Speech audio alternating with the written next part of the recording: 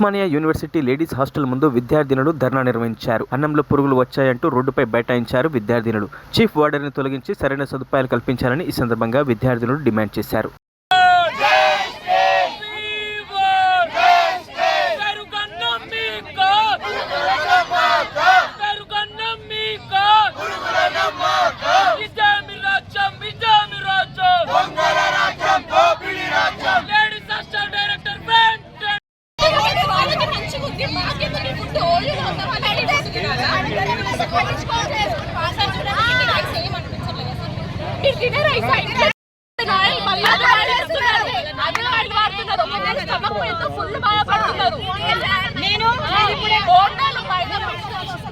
మరిన్ని అప్డేట్స్ కోసం మా ఛానల్ని సబ్స్క్రైబ్ చేయండి.